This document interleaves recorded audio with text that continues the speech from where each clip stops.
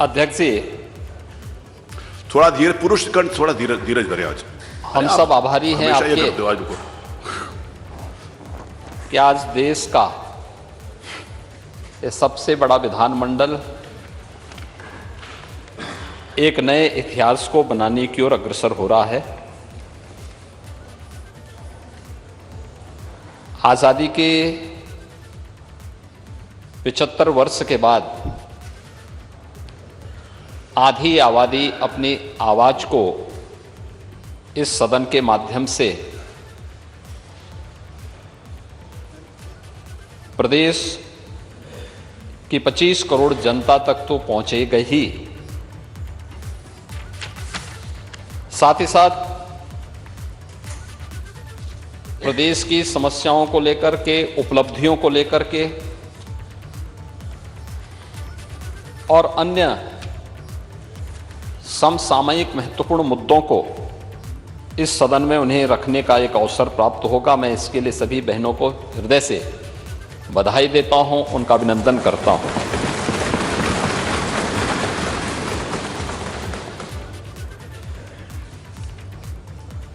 वास्तव में यह कार्य बहुत पहले होना चाहिए था और इसलिए होना चाहिए था, आज का पूरा दिन आपने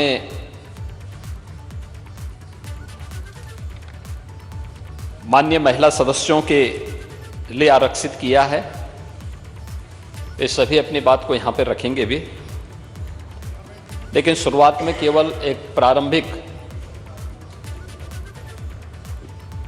व्यवस्था की दृष्टि से प्रस्तावना रखने के लिए मैं यहां पर खड़ा हुआ हूं।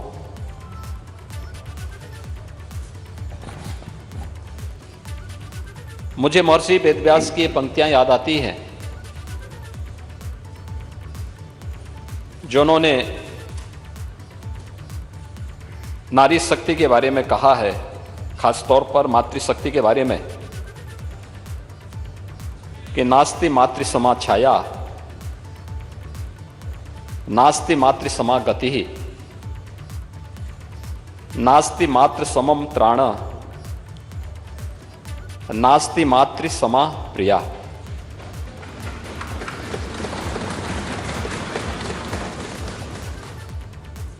यानी मां के समान कोई छाया नहीं है, मां के समान कोई सहारा भी नहीं है, मां के समान कोई रक्षक नहीं है और मां के समान कोई प्रिय भी नहीं होता है। और मुझे लगता है कि मातृशक्ति के प्रति अगर ये भाव हर नागरिक के मन में आ जाए तो मुझे लगता है कि कुछ भी असंभव नहीं है। ऐसा नहीं कि ये पहली बार हो रहा हो। आजादी के बाद इस दिशा में बहुत अच्छे प्रयास हुए, काफी प्रगति भी हुई। उन मुद्दों पर आज यहां पर चर्चा भी होगी। लेकिन भारत जैसे देश में, हम दुनिया के सबसे बड़े लोकतंत्र हैं, भारत के अंदर बिना भेदभाव के महिला हो या पुरुष, हमारे संविधान निर्माताओं ने भारत के प्रत्येक नागरिक को वयस्क मताधिकार का जो अधिकार दिया था, इसमें महिला और पुरुष के बीच में कोई अंतर नहीं था। और हम सबको इस पर गौरव की अनुभूति होनी चाहिए कि महिला और पुरुष दोनों को भारत के अंदर पहले सामान्य निर्वाचन से अपना मत देने का पूरा अधिकार भारत ने लोकतंत्र अपनाने के बाद से देना प्रारंभ किया। यही नहीं, इंग्लैंड में और दुनिया के तमाम अन्य देशों में महिलाओं को अधिकार बाद में मिला, भारत से बाद में मिला है। भले वहां लोकतंत्र पहले रहा हो, ते भारत की ताकत का एहसास दुनिया को कराता है, जिसमें हमेशा से, आज से नहीं, वैदिक काल में आप देखें वैदिक ऋषियों के साथ साथ वैदिक ऋचाओं को रचने वाली उन ब्रह्मवादिनी ऋषि पुत्री या ऋषि पत्नियों के बारे में हम सब अक्सर चर्चा सुनते हैं, जिन्होंने वेदों के अनेक ऋचाएं रची, अनेक सूक्तों की रचना की। भारत आज जिस वैवाहिक परंपरा को अपनाता है, उसका जो विवाह सूक्त है वह सूर्या सावित्री नाम की एक विदुषी महिला के द्वारा रची गई है। आप याद करिए, उसके बगैर भारत की वैवाहिक परंपरा बिना उन सूक्तों के गायन से आगे बढ़ ही नहीं सकता। ऐसे ही अगर हम देखते हैं, चाहे वह ब्रह्मवादिनी घोषा हो, लोपामुद्रा हो, विश्ववारा हो, अपाला हो,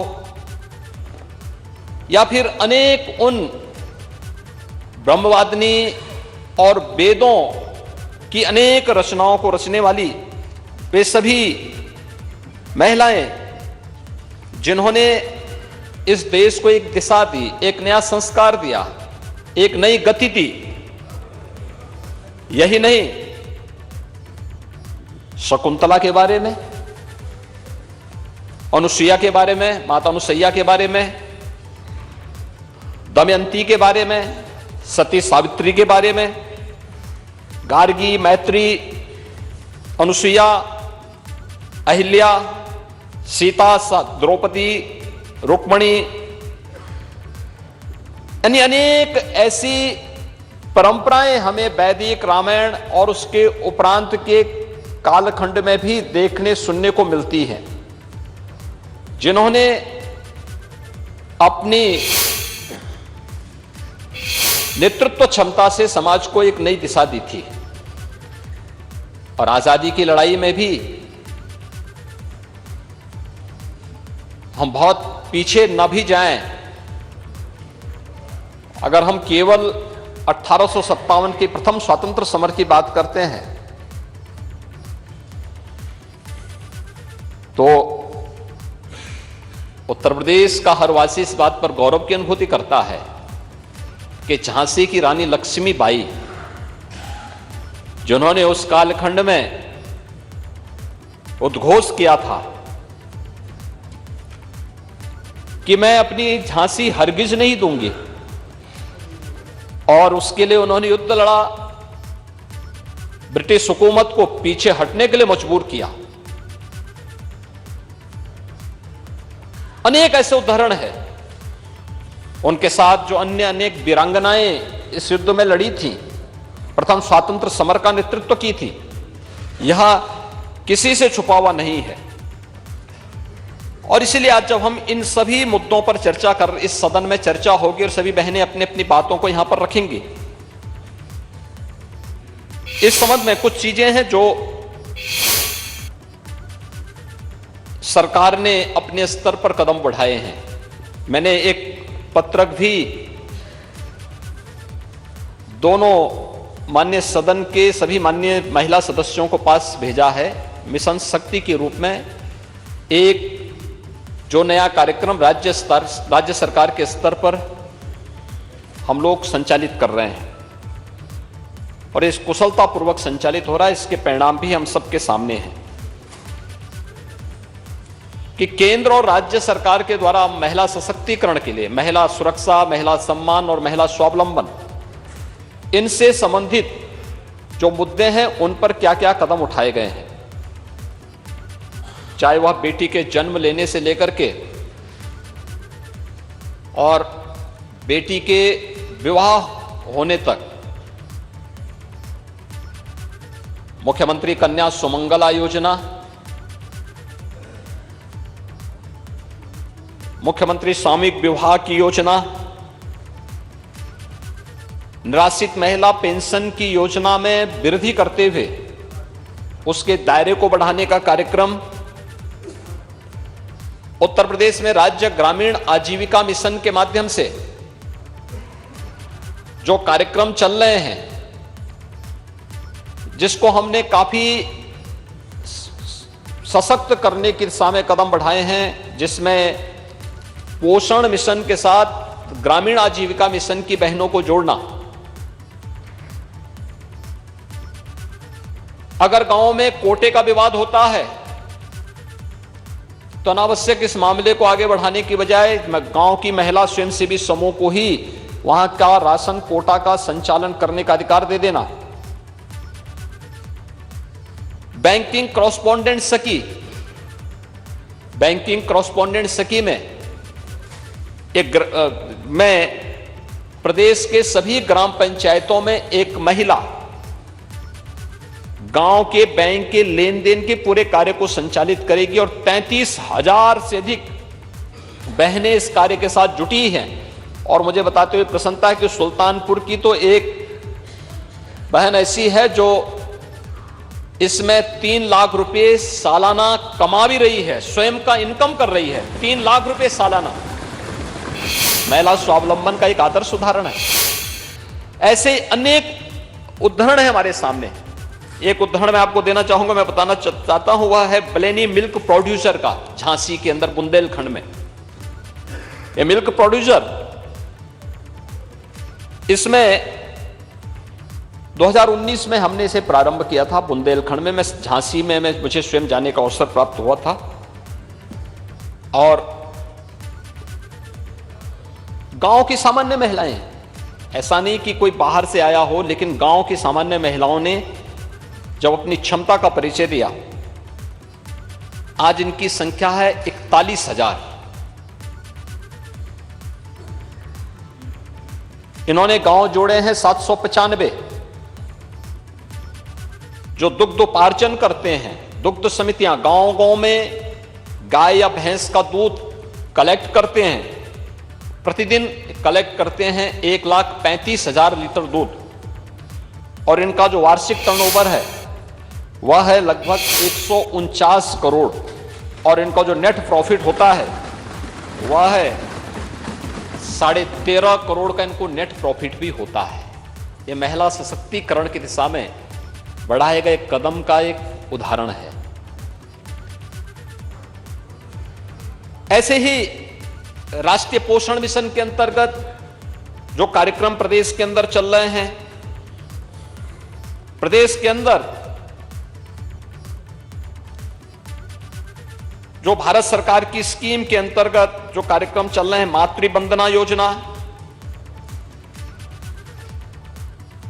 मिशन शक्ति के अंतर्गत हर थाने में महिला हेल्प डेस्क की स्थापना, हर ग्राम पंचायत के लिए महिला बीट पुलिस अधिकारी की तैनाती।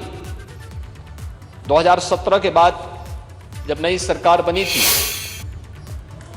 1947 से लेकर के 2017 तक 70 वर्षों में उत्तर प्रदेश पुलिस बल में, जो देश का सबसे बड़ा पुलिस बल है, इस पुलिस बल में मात्र 10,000 महिला पुलिस कार्मिक थी, अधिकारी और महिला कांस्टेबल सबको लेकर के।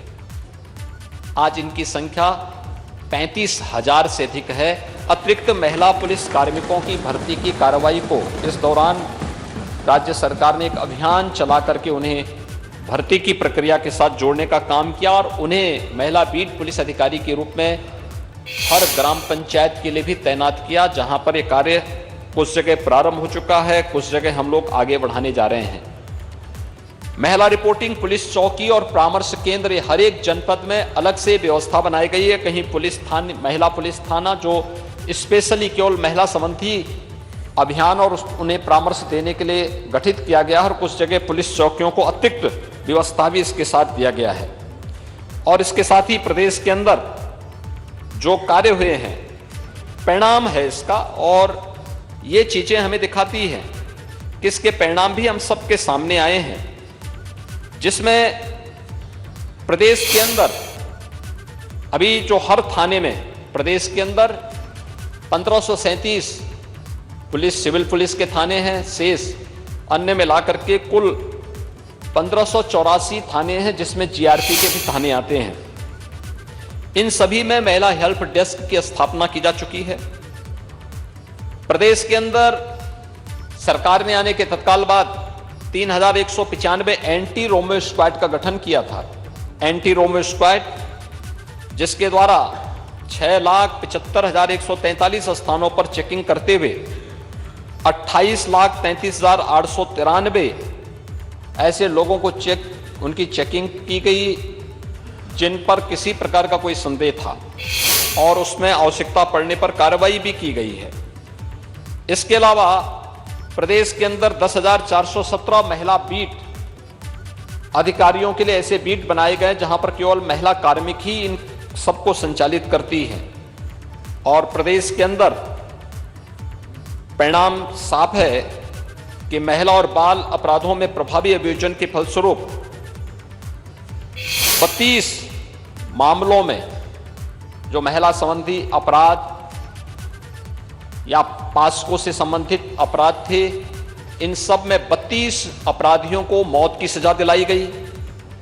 10 वर्ष से अधिक सजा पाने वाले 1,191 हैं, अर्थदंड पाने वाले 1,431 हैं। आजीवन कारावास की सजा इस दौरान बेहतर प्रोसिक्यूशन के माध्यम से जिन्हें दिलाया गया 1,323 है और 10 वर्ष से कम सजा पाने वाले 3,420 ये भी इसमें किया गया। महिला अपराध में 4,751 अपराधियों को जिला बदर और ये सभी कार्रवाई इसमें की गई और एनसीआरबी के जो डाटा है उसके अंतर्गत अगर हम देखेंगे तो विगत 5 वर्ष के अंदर महिला संबंधी अपराधों में व्यापक कमी देखने को मिली। खासतौर पर बलात्कार में 33%, अपहरण में 29%, सीलभंग में 25%, दहेज मृत्यु में 12% की कमी भी इस दौरान देखने को मिली है। ये चीजें दिखाती हैं कि अगर हम सब मिलकर के इस दिशा में ठोस प्रयास प्रारंभ कर देंगे और जो महिला संबंधी या बेटियों से संबंधित जो शासन की योजनाएं हैं, इन योजनाओं का उचित प्रसार हो जाए तो महिला सुरक्षा, महिला सम्मान, महिला सशक्तिकरण की दिशा में बेहतर प्रयास हो सकते हैं। इस दिशा में हम सब जानते हैं कि केंद्र और राज्य सरकारें मिलकर के इस दिशा में बेहतर प्रयास की हैं, जिसमें बहुत सारे कदम उठाए गए हैं। चाहे वह कन्या सुमंगला योजना में मैं बोल रहा था, जो अक्सर एक चर्चा आती थी कि भ्रूण हत्या होती है, हमने मुखबिर योजना के माध्यम से उसको नियंत्रित करने के साथ ही कन्या सुमंगला योजना का कार्यक्रम आगे बढ़ाया था। आज उसका परिणाम है कि लगभग 13,67,000 बेटियों को इस योजना का लाभ प्रदेश के अंदर प्राप्त हो रहा है, जिसको अलग अलग चरणों में उपलब्ध कराया जाता है। निराश्रित महिला पेंशन योजना में भी 1,000 रुपये उनकी पेंशन की गई और अब इस समय 31,50,000 बहनों को इसका लाभ प्राप्त हो रहा है। इसी प्रकार से राज्य आजीविका मिशन के अंतर्गत 66 लाख महिलाएं जुड़ी हुई हैं जो इस योजना का लाभ प्राप्त कर रही हैं। प्रदेश के अंदर मातृवंदना योजना के अंतर्गत 52,55,129 माताएं इन योजनाओं का लाभ ले रही हैं। मुख्यमंत्री सामूहिक विवाह योजना के अंतर्गत अब तक 1,91,686 जोड़ों की शादी ब्याह के लिए सरकार के स्तर पर उन्हें सहयोग प्रदान किया गया है और प्रदेश के अंदर ऐसे ही अन्य अनेक कार्यक्रम संचालित हो रहे हैं, जिसमें सभी महिला सदस्यों के पास मैंने एक पत्रक भेजा भी था और मैं अनुरोध करूंगा कि उसको जरूर एक बार देखेंगे। खासतौर पर जब हम हर घर नल की बात करते हैं तो हर घर जल पहुंचाने की कार्रवाई का हिस्सा है। अगर दूरी से जाना होता था तो हम बहुत जगह देखते थे कि महिलाएं अपने सिर पर पानी लेकर के आती थी, आज उनके घर तक पानी पहुंच रहा है। हर घर शौचालय स्वच्छ भारत मिशन के अंतर्गत बने, प्रदेश के अंदर 2,61,00,000 परिवारों के पास बने। यह स्वच्छता का अभियान तो था ही, लेकिन नारी गरिमा का भी यह एक अभियान था और इसके लिए हम प्रधानमंत्री मोदी जी के आभारी हैं कि उन्होंने इसे एक मिशन मोड के साथ जोड़ करके इसे सफलता की नई ऊंचाइयों तक पहुंचाया है। 1,67,00,000 से अधिक परिवारों को प्रदेश में उज्ज्वला योजना के अंतर्गत रसोई गैस के सिलेंडर उपलब्ध कराए गए। ये भी महिला सशक्तिकरण की दिशा में उठाया गया कदम का ही हिस्सा है, क्योंकि उन लोगों को अब तक उन्होंने कभी ईंधन देखा ही नहीं था। बरसात होती थी, लकड़ी भीगी हुई है, घर में भोजन नहीं बन पाता था। 45 लाख से अधिक परिवारों को जो एक एक घर मिला है, यह अभी महिला सशक्तिकरण की दिशा में बढ़ाया गया कदम है, क्योंकि एक महिला किस स्थितियों में अपने बच्चों को टपकती हुई झोपड़ी के नीचे रखने के लिए मजबूर होती थी, आज जब उसे पक्का मकान मिला है तो उसके चेहरे की खुशी देखने लायक बनती है। ऐसे ही परंपरागत रूप से जहां पर जो व्यक्ति जहां पर अपना मकान बनाया है, झोपड़ी रखा हुआ है, प्रधानमंत्री स्वामित्व योजना के माध्यम से उन्हें उस जमीन का मालिकाना हक दिलाने की कार्रवाई पीएम स्वामित्व योजना के माध्यम से मिल रहा है। अब तक हम लोग 40 लाख से अधिक ऐसे परिवारों को इस सुविधा का लाभ उपलब्ध करवा चुके हैं उत्तर प्रदेश के अंदर, और 8,000 से ड्रोन लगा करके हर एक ग्राम पंचायत को सर्वे करने, ग्राम पंचायत की खुली बैठक के माध्यम से फिर उन लोगों को इस अभियान के हिस्से बनाने की कार्रवाई भी चल रही है। पीएम स्वनिधि के अंतर्गत भी स्ट्रीट वेंडर, ठेला, खोमचा, रेहड़ी रखने वाली ऐसी 2 लाख से अधिक महिलाओं को इस योजना का लाभ देकर के आर्थिक स्वावलंबन की ओर अग्रसर करने का कार्य हुआ है। अन्य अनेक ऐसी योजनाएं हैं जिन योजनाओं के बारे में हम चर्चा करें। मेरी अपील होगी सभी महिला सब यहाँ पे जो सदस्यगण हैं उन सभी बहनों से कि इस पर वे अच्छी चर्चा करें। इनमें उनके कोई सुझाव हैं, सुझाव उनके नोट होंगे, सरकार उसके बारे में कदम उठाएगी। और आज जो ये देश का भी और सबका इस ओर आज ध्यान आकर्षण होगा कि आखिर महिला सदस्य क्या बोलना चाहती है, उनकी जिज्ञासा क्या है, प्रदेश के विकास के बारे में, प्रदेश के सम्मान के बारे में, प्रदेश के स्वावलंबन के बारे में, प्रदेश के भविष्य के बारे में, प्रदेश के वर्तमान के बारे में। अगर इन सभी मुद्दों की ओर उनका सकारात्मक सुझाव आता है तो उस पर सरकार को कदम उठाने में भी मदद मिलेगी। और उस सकारात्मक भाव के साथ इस चर्चा को आगे बढ़ाने के लिए मेरी आपसे भी अपील होगी कि कुछ देर के लिए ही सही, लेकिन पीठासीन अधिकारी के रूप में भी कोई बहन वहां बैठ करके सदन का संचालन कुछ देर के लिए ही सही कर सके तो मुझे लगता है एक माहौल, और उस दौरान करें। और मुझे लगता है उनको आज नियमों के बंधन से मुक्त करिए, आज उनको केवल इस विषय पे बोलने दिया जाए। जो योजनाएं हैं उन योजनाओं पर, जो योजनाएं जो अन्य उनसे जुड़ी हुई, उनके क्षेत्र से जुड़ी हुई समस्याएं होंगी उन समस्याओं पर, और समय की भी बाध्यता ना हो। तो जितना बोलना चाहेंगे बोलें, दिन भर चले, दिन भर इसी पे चर्चा चले। और इसीलिए यहां पर सदन के बारे में मैंने इसी बात को कहा, क्योंकि खन्ना जी से मैंने पूछा भोजन की कोई व्यवस्था है, तो इन्होंने कहा कि मैंने कहा भी आप तो अपनी जेब में भोजन लेके चल लेते हैं, लेकिन जो दिन भर जिनको बोलना होगा उनका क्या होगा। मैंने कहा यहाँ भोजन की व्यवस्था करवा दें, लोग अपना बोले भी, यहाँ भोजन भी लें, अच्छा होगा। आपने इसके लिए अनुमति भी दी है, लेकिन आज इस पे दिन भर चर्चा हो और उसका जो निष्कर्ष होगा, मैं चाहूंगा कि अच्छे सुझाव आए, अच्छी सकारात्मक चर्चा हो। और उस सकारात्मक चर्चा को हम लोग, देखिए आरोप प्रत्यारोप हमेशा लगते हैं, आज उससे ऊपर उठ करके एक सकारात्मक दृष्टिकोण के साथ, क्योंकि ये जब प्रकाशन होगा तो उस प्रकाशन में आपका नाम जाए। विधानसभा की कार्रवाई में जो कुछ हम बोलते हैं, ये जो भी आएगा, यह यहां का एक दस्तावेज बनेगा। 5 साल, 10 साल, 15 साल, 50 साल, 100 साल के बाद जिन्हें कभी देखना होगा तो वे देख सकें, इन दस्तावेजों को उड़ेल सकें, देख सकें कि आपके द्वारा कभी क्या बोला गया है, और उसके बारे में फिर उससे कुछ प्रेरणा प्राप्त कर सकें। इसलिए एक अच्छी बहस को हम आगे बढ़ा सकेंगे।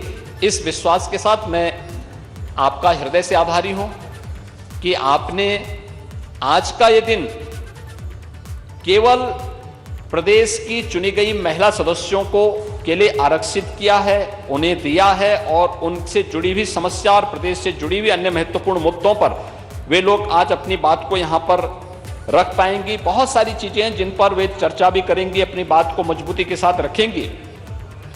मैं सभी पुरुष सदस्यों से भी कहूंगा कि सामान्य दिनों में आपके शोरगुल के नीचे महिलाओं की बात दब जाती थी। आज कम से कम आप उनकी बातों को सुनने के लिए यहां पर बैठेंगे और जो भी आपको आपके लायक होगा आप उसको स्वीकार करेंगे, आपके लायक नहीं होगा तो कम से कम घर में जाकर के, अगर कहीं गलती आपके माध्यम से हुई है तो घर में जाकर के दोनों कान पकड़ करके वहां पर घर में माफी मांग करके आगे से उसमें सुधार लाएंगे, जिससे सदन की कार्रवाई को बेहतर तरीके से संचालन करने में आगे मदद मिल सके।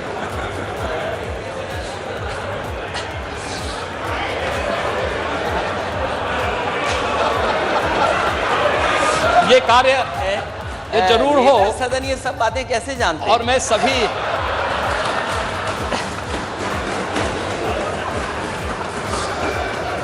और नेता सदन के बगल वाले ने तो नहीं बताया होगा।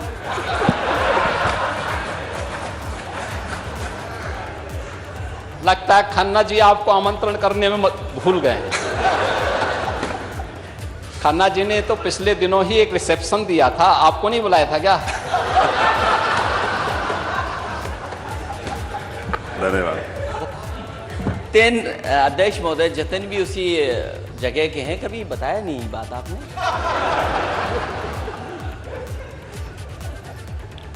तो अध्यक्ष जी मैं चाहूंगा कि इस बहस को एक सकारात्मक दिशा में आगे बढ़ा करके हम रोचक भी बनाएं, और क्योंकि लोगों का आज इस ओर बहुत जिज्ञासा होगी और उस सकारात्मक दिशा को हम आगे बढ़ा सकेंगे तो अच्छा होगा, अभिनंदनीय होगा, समाज के लिए प्रेरणादायी हो पाएगा और सदन की कार्रवाई को फिर इसी प्रकार के कुछ अच्छे महत्वपूर्ण मुद्दों को लेकर के जो प्रदेश के प्रत्येक नागरिक को बिना भेदभाव की सुरक्षा, उनके सम्मान और उनके स्वावलंबन से जुड़े हुए मुद्दों को हम आगे बढ़ा पाएंगे। तो यह प्रदेश के हित में भी होगा, विधायिका के भी हित में होगा और साथ साथ उत्तर प्रदेश को एक नई पहचान इस प्रकार की चर्चा परिचर्चा से मिलेगी। मैं एक बार फिर से सभी बहनों का, आज जो इस चर्चा का हिस्सा बनने जा रही हैं, उन सब का, मैं जो भी इस चर्चा में भाग लेंगे, मुझे लगता है अपनी बात को अपनी भाषा में बोलना चाहिए और जिस भी रूप में आप बोल सकती हैं उतने में बोलेंगे, बहुत अच्छा उसकी एक चर्चा को आगे बढ़ाने में मदद मिलेगी। हमें संकोच नहीं करना होगा, अपने दिन भर अपनी बात को बोलें, नियमों को आज शिथिल करते हुए, एकदम कोई वो नियम नहीं, सभी अपने दिन भर अपनी दिन भर भाषण इनके चले और फिर वह प्रकाशन भी हो।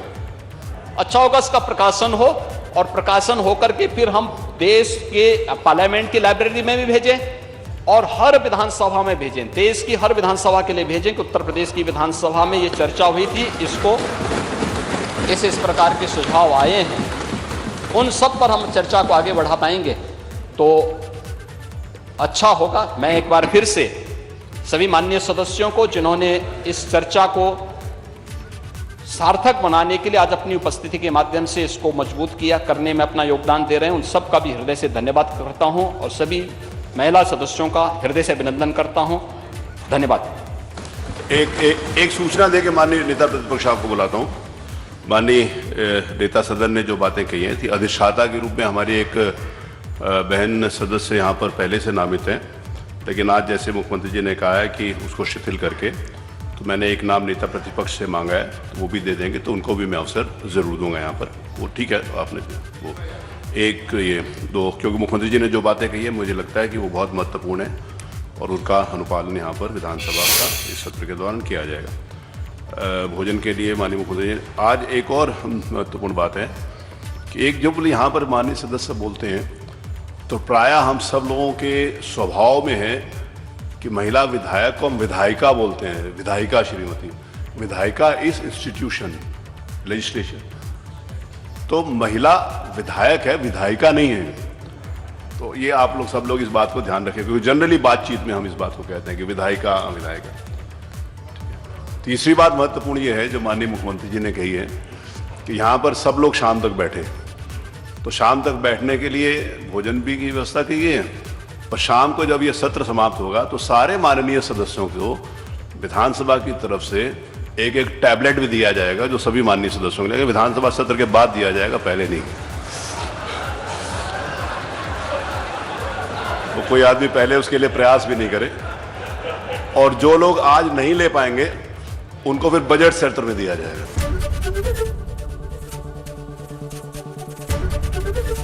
एबीपी गंगा, खबर आपकी, जुबान आपकी।